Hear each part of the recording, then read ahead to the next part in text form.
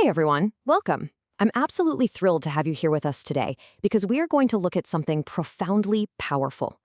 In this explainer, we're diving deep into the yogic science of how our thought patterns literally shape our reality. The core premise we're unpacking from the source material today is that mastering your own mind is, without a doubt, the ultimate tool for manifesting exactly what you want in life. Think about it. Everything human beings have ever built or destroyed on this planet started as just a simple expression in someone's mind before it actually manifested in the outside world. It's wild, right? Okay, let's dive into this. I want you to imagine, just for a second, the sheer, terrifying power of instant manifestation. What if every single passing thought you had right now, every fear, every random desire, every worst-case scenario just instantly materialized right in front of you? If everything you wished for literally landed in your lap today, could you actually survive it? It sounds like a total dream, but as we're about to see, without a properly organized mind, that dream can quickly turn into an absolute nightmare. So let's start with section 1, the wishing tree trap. To really wrap our heads around how our minds actually work, let's look at this brilliant allegorical story from yogic lore. The story starts with a man who's out taking a long walk. Completely by accident, he wanders right into paradise. Talk about incredible luck, right? After all this walking, he's totally exhausted. He looks around, spots a beautiful, inviting tree with soft, cushiony grass underneath, and decides to take a rest. He puts his head down and falls fast asleep. But here's the catch. What he doesn't know is that he is actually sleeping right under a Kalpavriksha, which is a magical wishing tree. Well, he wakes up a few hours later feeling great, but his stomach is absolutely rumbling.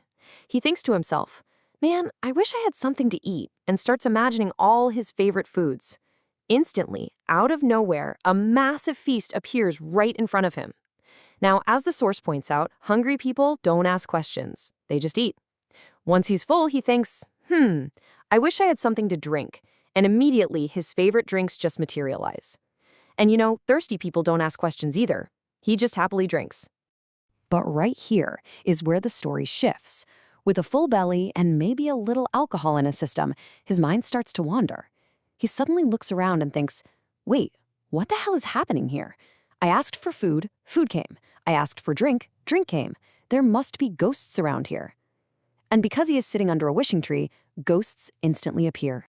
Terrified by these ghosts, he literally just manifested. His chaotic thoughts just spiral completely out of control. He thinks, oh no, they're going to surround me and torture me. So naturally, the ghosts begin to torture him. Screaming in pain, he thinks, they are going to kill me.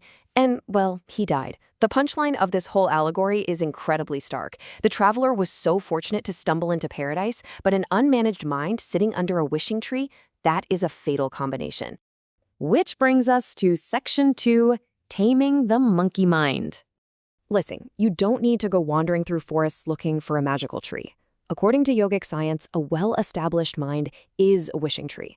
But before our mind can become that Kalpavriksha, we have to deal with the wild animal that's currently running the show, Marketa. In yoga, an unestablished, chaotic mind is called Marketa. Literally translated, that just means a monkey. I want you to just take a second and reflect on your own internal chaos. Charles Darwin might have told us that our tails fell off as we evolved, but this ancient yogic concept suggests the monkey itself is still very much alive and swinging around inside our heads.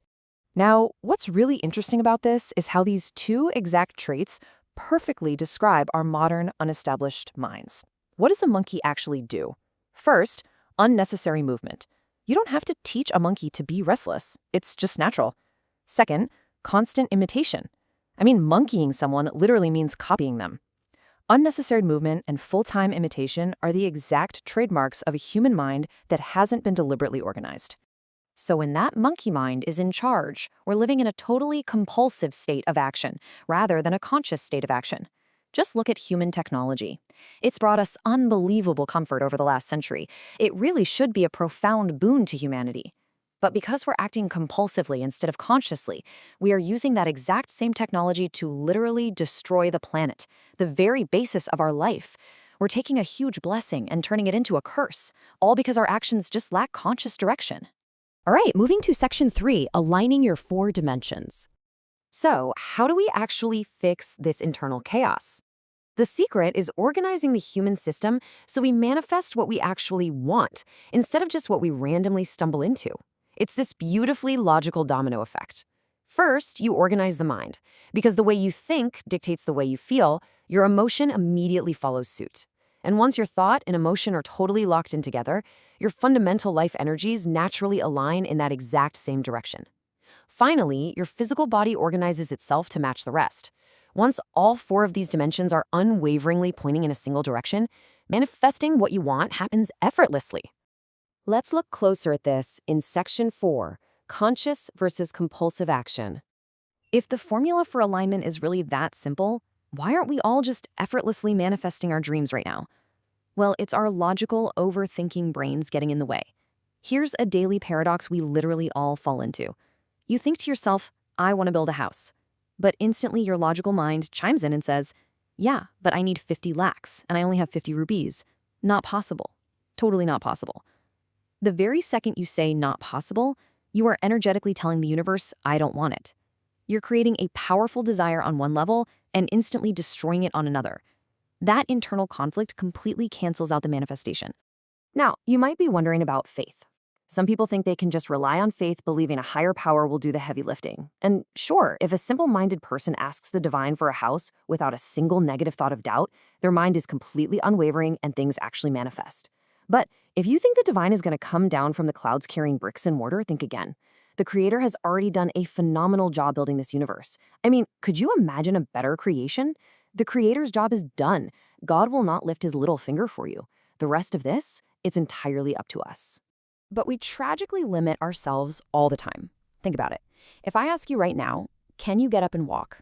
You immediately say yes. But if I ask, can you just fly off into the sky? You say no. Why? Simply because of your past experience. You've walked a million times. You have never flown. We are constantly using our past experiences as the absolute boundary for what is possible in our future. We somehow decide that what hasn't happened yet can simply never happen. So the crucial point we get from the source material is this. This mindset is honestly a disgrace to the human spirit. What hasn't happened on this planet yet can absolutely happen tomorrow. Determining what is possible or not possible, that is simply not your job. That is nature's business. Your only business is to figure out exactly what you want and strive for it with unwavering focus. You cannot let negative thoughts bring down the intensity of that desire. Which leads us to our final part, Section 5. Becoming your own creator. If laser focus is the key here, what is it that every single human being is actually trying to manifest at their core? Before we can organize our minds, we have to know what we're aiming for. It's fascinating because whether a person is sitting in an office trying to make $1 million, having a drink at a bar, or praying in a temple, they are all seeking the exact same thing across 4 dimensions. Pleasantness. Pleasantness in the body is health and pleasure. In the mind, it's peace and joy. In emotion, it's love and compassion. And in energy, it's blissfulness and ecstasy. This is the ultimate goal for every single one of us, no matter who we are. So, if pleasantness is what we genuinely want, we have to actively commit to creating it. Try waking up every single morning and starting your day with one simple, powerful commitment. Tell yourself, today, wherever I go, I will create a peaceful, loving, and joyful world. And what if you fall down 100 times in a single day? Honestly, it doesn't matter. For a truly committed person, there is no such thing as failure. Falling down 100 times just means you've successfully learned 100 lessons. Organizing the 4 basic elements of your life gives you direct access to the very source of creation that is functioning within you every single moment. The entire science of yoga is built around this incredible transformation. So I want to leave you with this lingering thought to chew on today. Are you going to continue functioning merely as a chaotic piece of creation, just getting tossed around by a monkey mind? Or are you finally ready to organize your dimensions, step up and become the actual creator of your own reality? Thank you so much for exploring this explainer with us today. Catch you next time.